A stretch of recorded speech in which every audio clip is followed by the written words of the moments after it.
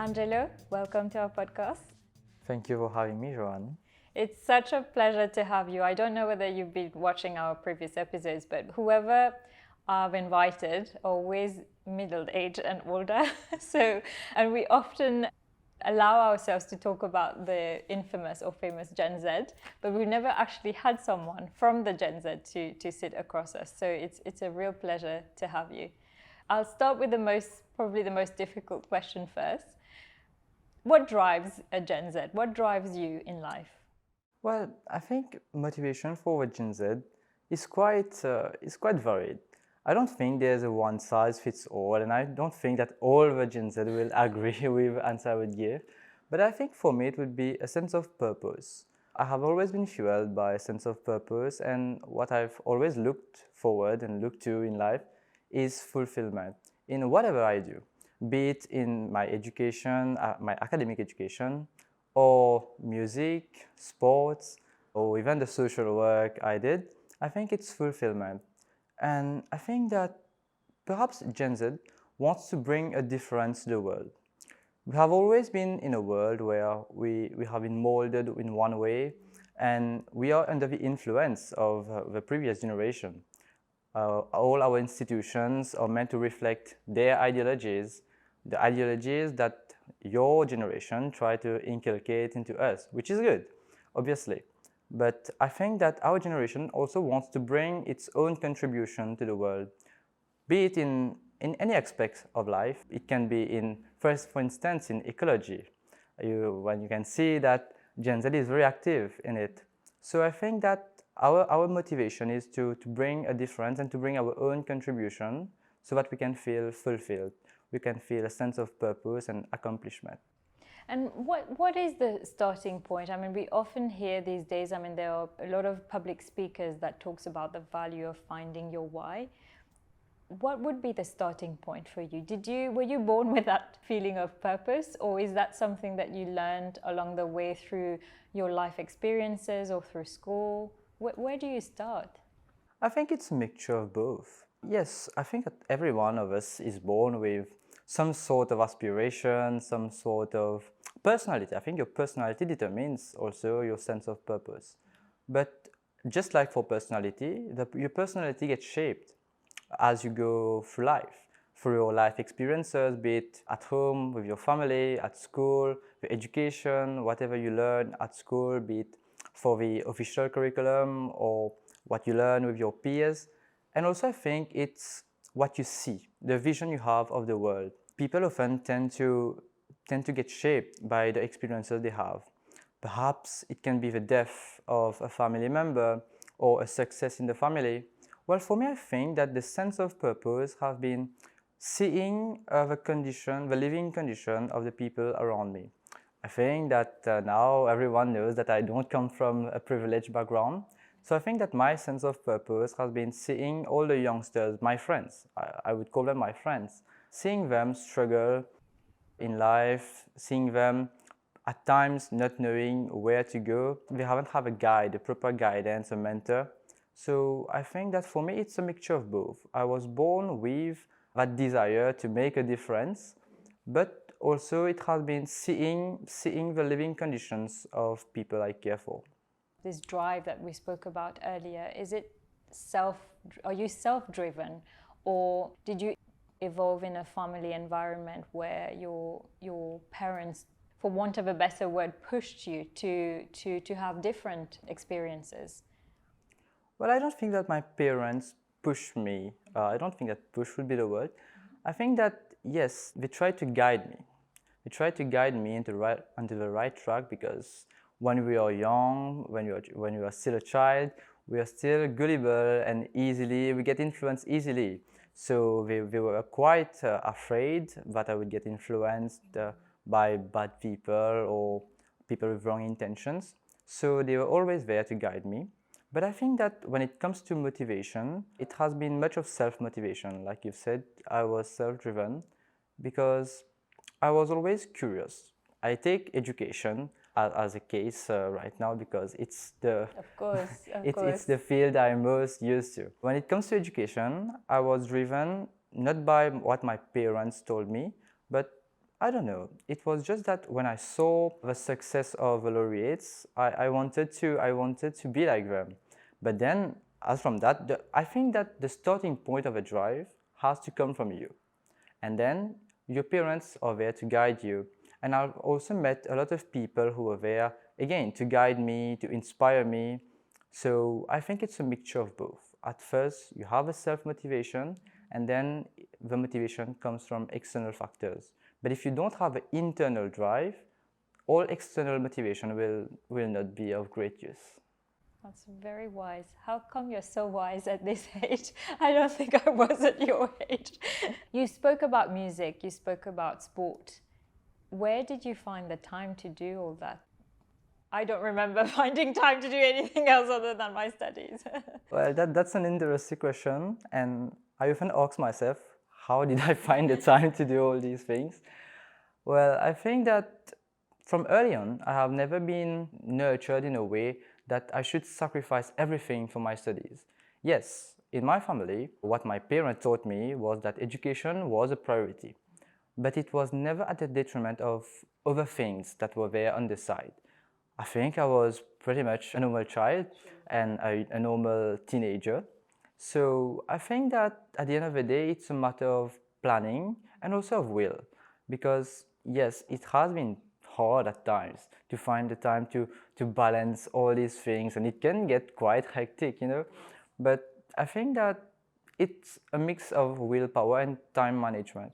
You have to manage your time properly, which is perhaps one of the flaws of Gen Z. We tend to waste a lot of time on social media. Yes, just scrolling mindlessly. Yeah, exactly. Yeah. I have been on social media. I am on social media, like all youngsters, I think. Most youngsters, at least. But I think that the key is to not get swallowed by the social media world and to find a sense of purpose outside this world, not needing the social media to exist. This is what can help you to manage your time properly and to find time for other things on the side of your studies and of social media, etc. And I think that at the end of the day, it's also a lot of passion, because when you're passionate about something, you will find time for it. You will try your best, even if it gets hard. You will try it. So I think that's it. Because even though I did a lot of extracurriculars, like you said, education was still my priority. So the others were just, it was for me a way of relaxing myself. Yeah. So I think that, like I was talking about time management, you have 24 hours in a day. So ideally you would spend 8 hours sleeping, 8 hours studying, working, whatever, and 8 hours on leisure. Sure. You will still have, okay, perhaps it's not exactly 8 hours. Yeah. Particularly when you're trying to aim very high, you will have to sacrifice a lot of your leisure time. Sure. But the leisure time you have, you will still obviously have some leisure time. Well, it's up to you, how do you shape that time? So I think it was what I did. So time management is probably, one of the key pieces of advice you would give to this year's cohort, for example. What other qualities or attributes do you think one person needs to have to excel at your age? Well, like we were saying earlier, I think it's passion. Passion plays a big role in success, because yes, the road to success is not an easy road.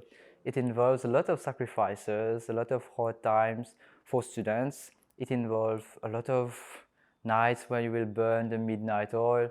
So it can get quite hard sometimes. So without the passion, the motivation, and like I was saying, the internal motivation, because you will have a time in your life as a student where, yes, sure, your parents can be there to support you, but at the end of the day, it's you in front of your book, of your studies. So it's a relationship you have with your studies, and your parents or anyone else cannot get involved in it. So that's why I was saying that the internal motivation, the internal drive is essential to reach the highest heights for be it education or professional career.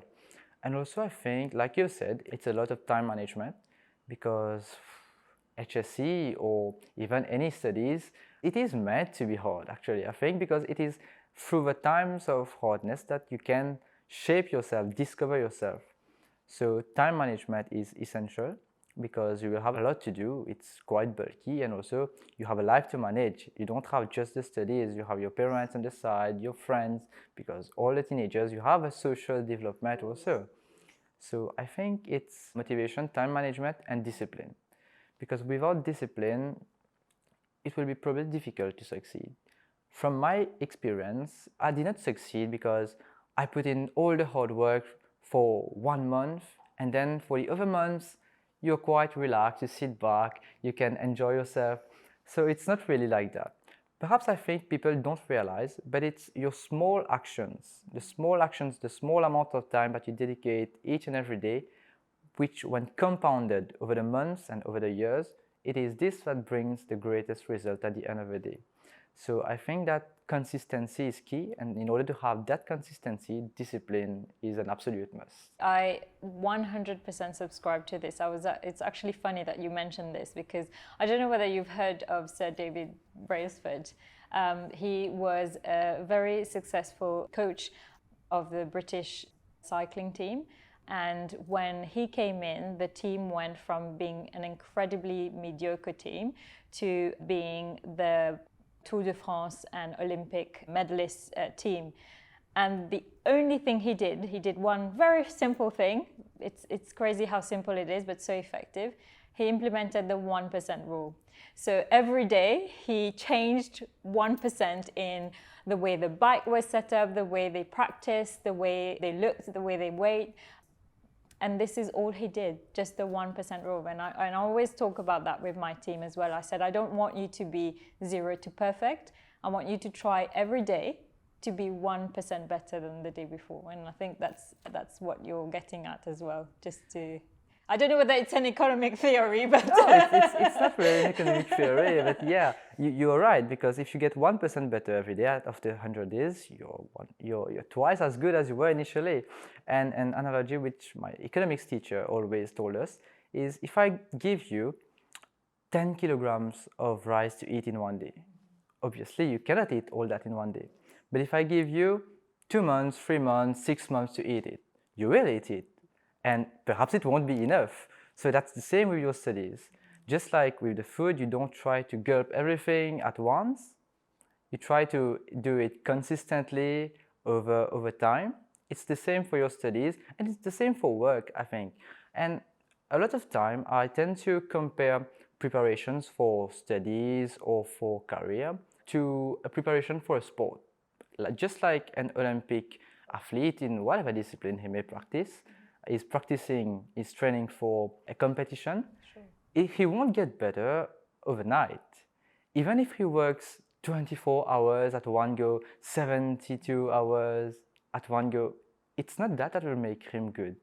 It's the days of work that he will put in, the 2 hours, 3 hours each and every day over the months preceding the competition that will make him better. So I think in this sense, it can be compared, it is quite comparable between the life of a sportsman and that of someone preparing for a career or for studies. For exams. You mentioned one of your teachers, and I think this reminded me of something you said in one of the many interviews you did since you earned the scholarship. You mentioned the support of your teachers and your friends.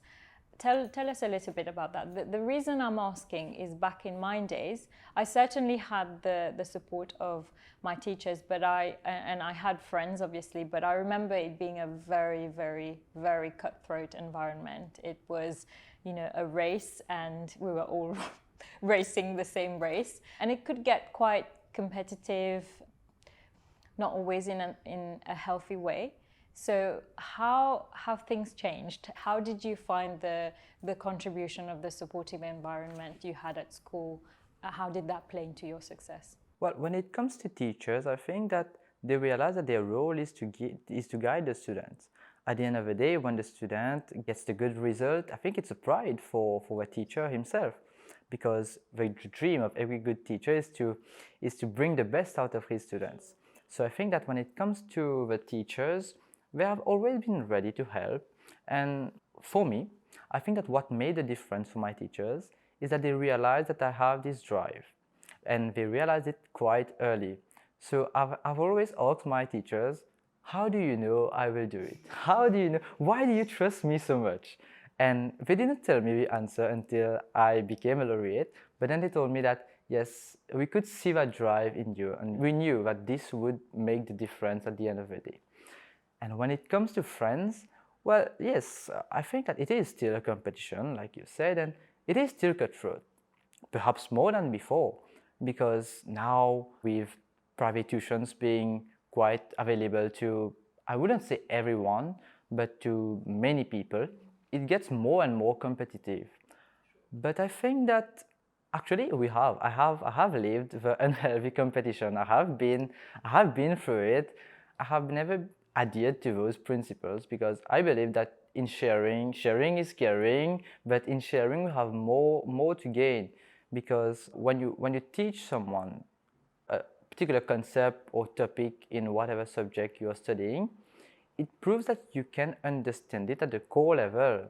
So I think that for me, helping my friends have been a way to prove myself that I mastered the topic. Obviously, we have that aspect of competition, the heavy competition, but you know, I think at the end of the day, it depends more upon what kind of student you are and what kind of person you are. And it depends what kind of person you surround yourself with. I've said that I have been in a collaborative environment with my friends, but it was not a huge group of friends. The competition was still there in the class. But I think that we tried to get over that competition and to never let that affect our friendship. We were friends before the competition, and our goal was to make it together. And like you said, the competition is there. But I think that they realized that we had more to gain while sharing. Because when we shared our resources, each and every one of us, we were a group of three actually, three best friends, and our resources were compounded.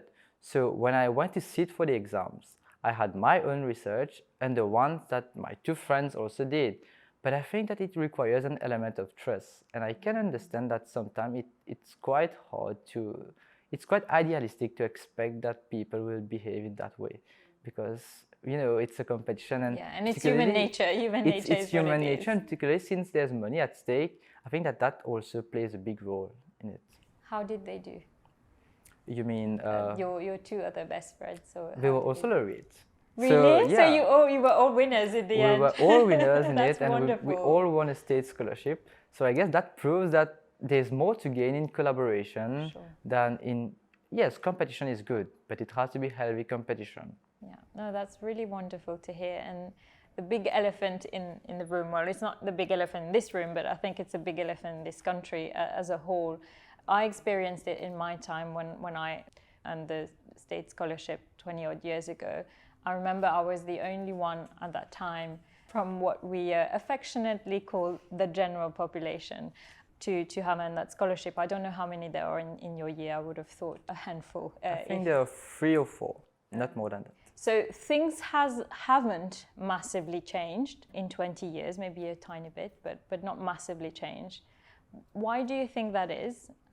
And is there anything that we can do collectively to improve things for this community who has been largely marginalized for decades? There are many reasons behind the fact that we are quite few to be able to make it to become scholarship winners. First of all, I think that, like you said, we are quite marginalized in a sense. So we don't always have the same economic resources than other communities. I don't want to generalize anything, because in any circumstance you have two extremes. You have an extreme which is quite well off. Their parents are professional, they have made it. So for them it's a lot easier because they have a lot more resources, economic resources. So they don't have the same struggles. I don't say it's easy. It's never easy, but it's comparatively easier than those who are facing some more financial struggles. I think that is a major factor playing the role in this competition. And also, I think that something perhaps even more important is that people from the general population, youngsters from the general population, often lack guidance. That is a major problem, I think, of this generation. Because, like I said earlier, my success is not only the fruit of my efforts. I have been guided all the way during my path by many people. I have been very lucky to stumble across people who have always have a good word for me, who have encouraged me, who have guided me on the right track. And I have also been very, very lucky to have parents who knew that education had to be a priority for us to get out of the poverty trap.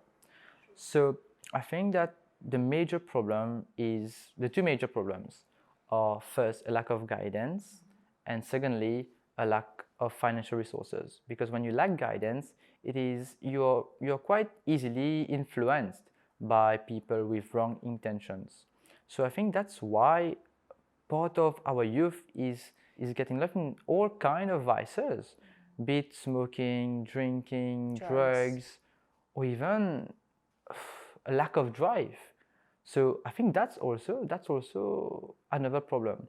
Perhaps people, youngsters particularly, from the general population, like you said, lack the motivation because they think that, my parents have been born that way, they have not been able to make it. The system makes us unable to improve in life.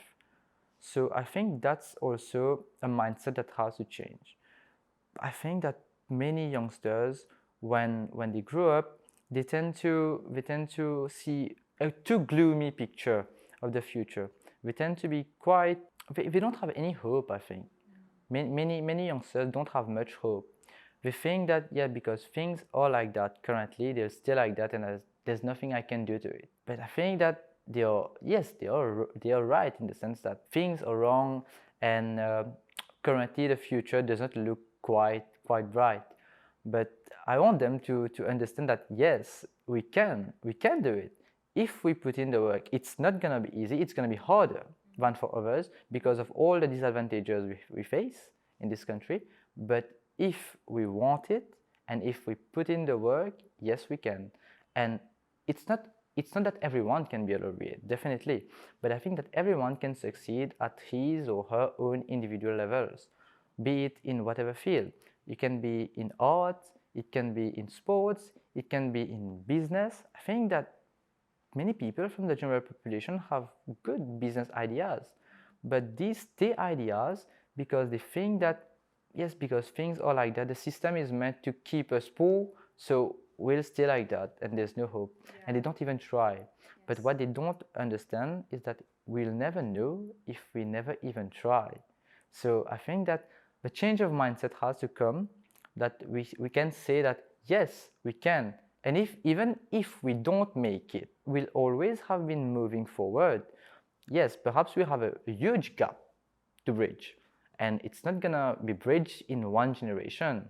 But if each generation makes the first step and try to bridge part of a gap, the next generation will be in a better position to try to do even more, to try to get closer, to try to bridge the gap. And so I think that the mindset has to play a big role in it, and the lack of resources. I think that these are the main factors. Yeah. I agree with you, and especially when you mention the mindset, and also one thing I said recently in another forum, I said that perhaps the lack of role model as well, not in terms of daily guidance in terms of your parents, but around them. Because I said to someone recently, you are inspired by people who look like you, because then you feel that it is possible to achieve this. I think in Mauritius sometimes we tend to think that we have to be well connected in order to succeed. Now, I'm not saying that's untrue. That may be true for some people. It wasn't true for me, but I never saw that as an obstacle or hurdle to my success. I thought, good for them. If they're well connected, bravo. But this isn't me. But it's not going to be, I'm not going to let that be a glass ceiling for me, because I think that we have a lot of self-limiting beliefs.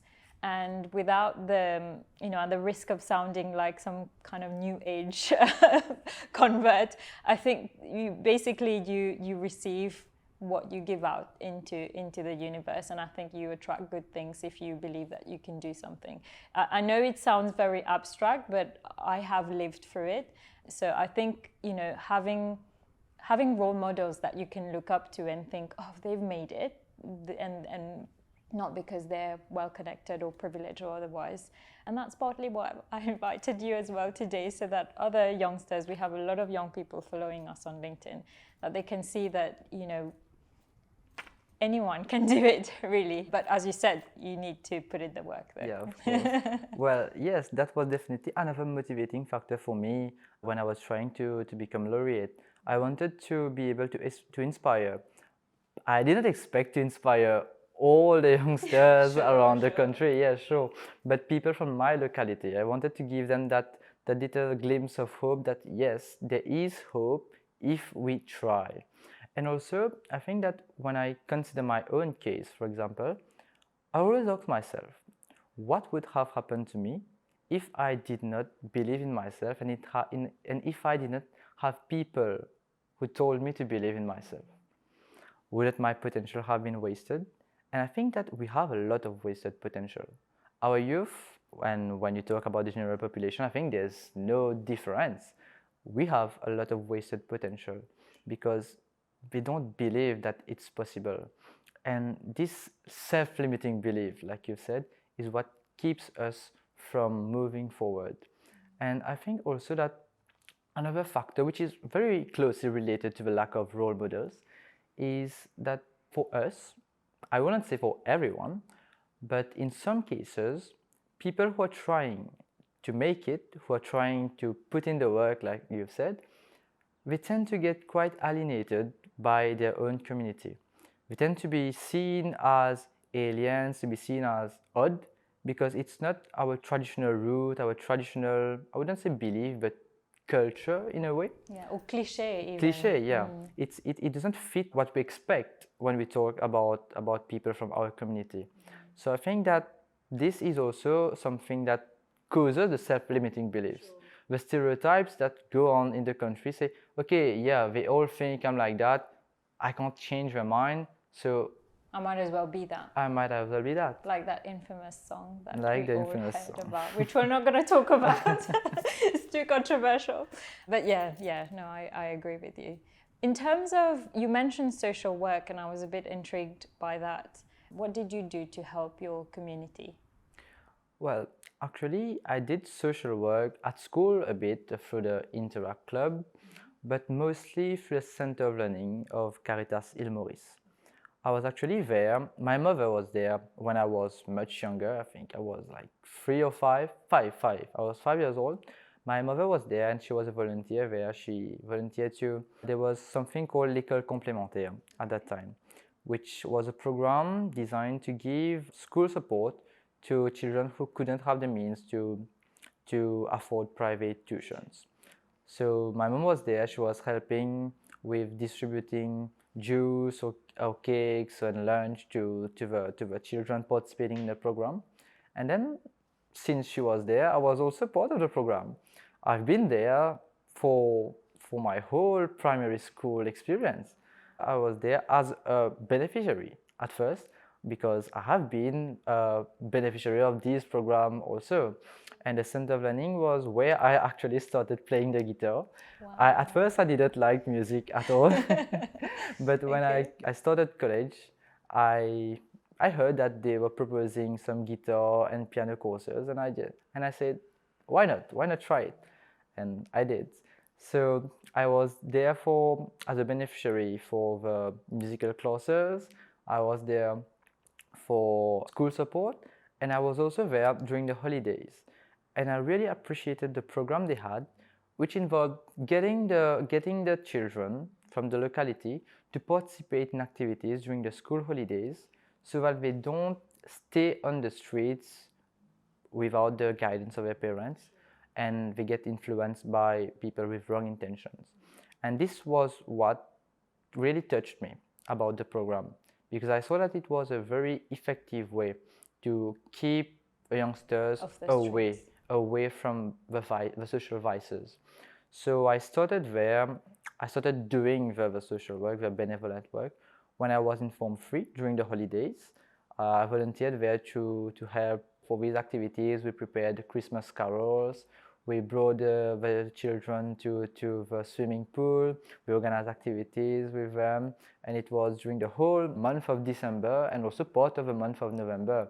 So it was something recurring, and it was a pleasure to see them looking forward to come again, because it was not something one-off. So they had something to look forward to, and they had something interesting to keep them off the streets and away from the social vices. So I started with that, and then I did it again after my Form 5 examinations during the holidays again, because I was quite busy with all the tuitions and myself practicing some extracurriculars.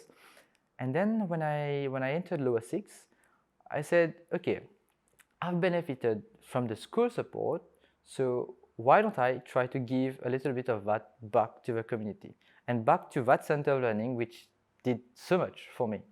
A big part of my childhood has been spent at that center.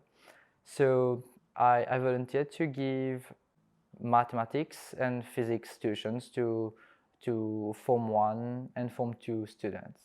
And I did that for a little bit more than a year, after which I entered in upper six, and then it was Yeah, you had to focus on something a little else bit more then. difficult Sure. to continue with that. Sure. Wow, this is so inspiring. I didn't do any of that when I was your age. It's really wonderful to see someone who have this sense of I need to give back so young. And as I said, people are inspired by people who look like them, and I hope that what you've said will inspire more people to give back in the way that you have.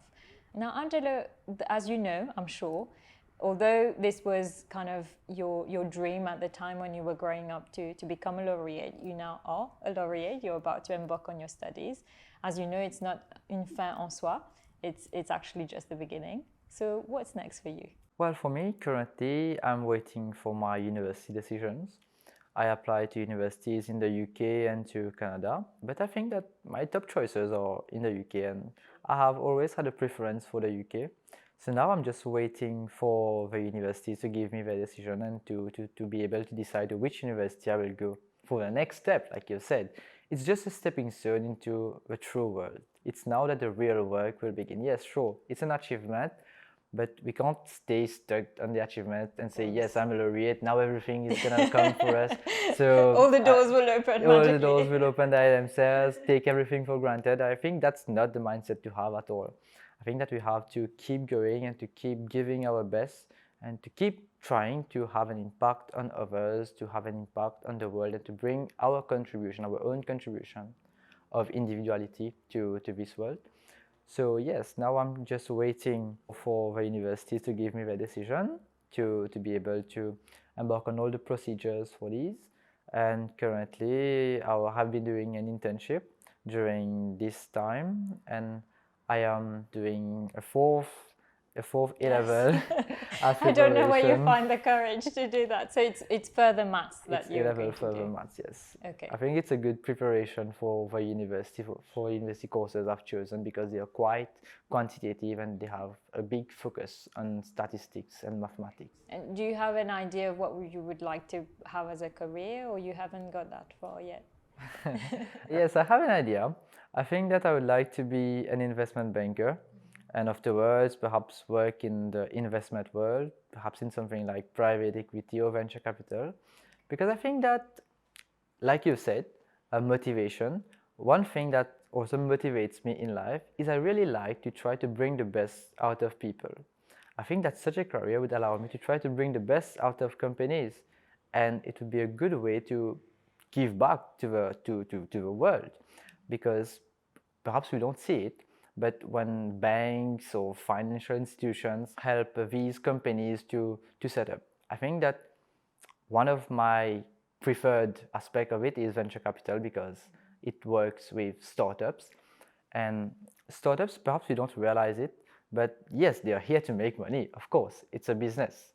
All businesses are there to make money, but I think there's much more to it, because when I look back, at all the things we enjoy nowadays: the smartphones, the internet, web browsers, our social media, all of the things that have transformed the world would not have been possible if they didn't have a financial leverage that they needed at the start, at the turning point of the life of a business.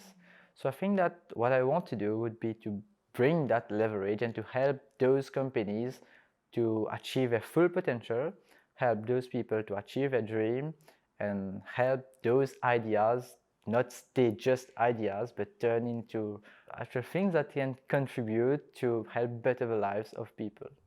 Maybe that's a bit of an unfair question, but do you think that that future would be abroad or in Mauritius? Well, I think that at the end of the day, I would like to come back to Mauritius. I would like, yes, but I don't know if I will be able to, because in terms of opportunities, it's not the same. I was talking about the field of venture capital in Mauritius. It's not there yet, unfortunately. But I think that perhaps we are getting there, and we are trying to impose ourselves as a financial hub, particularly for Africa. I know that a lot of your podcasts revolved around Talk about that, yes. Yeah. So I think that at the end of the day, yes, I would like to come back. I would like to work a bit abroad, to gather the experience that I can get abroad and bring that here to the country, to try to bring new things.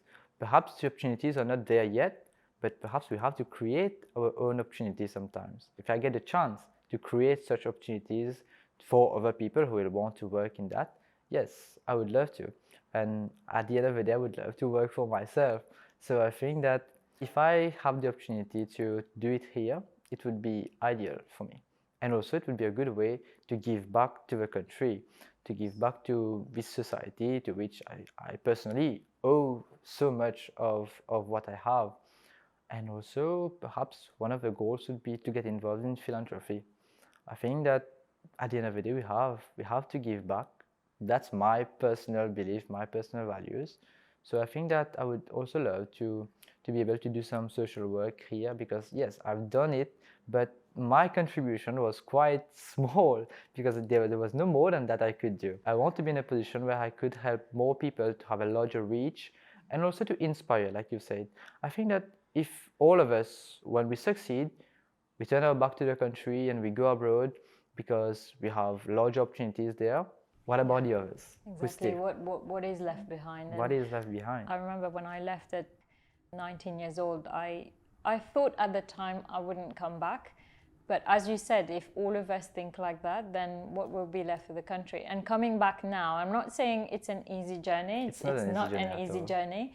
But as you said, self-belief, knowing that you can, however tiny the difference that it would make, even though it's easy to get engrossed in the fact that, you know, there was such huge macroeconomic issues that you feel that it's a mountain that you won't be able to change things. Actually, yes, you can change things on an individual level, and if we each do one tiny change, compound effect exactly, would be great. The famous compound effect. And also, if we all go abroad and don't come back, only because there are no opportunities here, like I think that's what many people will tell you: lack of opportunities and lack of meritocracy.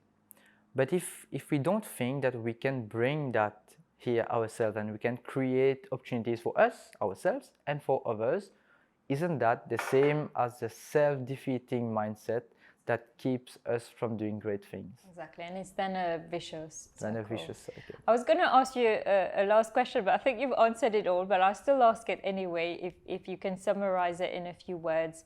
Beyond academic success, what does success look like for you? Well, I think, like you said, much of the podcast will revolve around this. Beyond academic success, I think that success in life is what contribution can you give to society? What difference can you make? Then the impact you can have on others. I think that we all can choose what kind of people we want to be, what kind of models we want to be. And there's a quote in French which I love to say: Qu'importe les ancêtres que nous avons, seuls comptent les ancêtres que nous serons. So I think that this is what success is to me.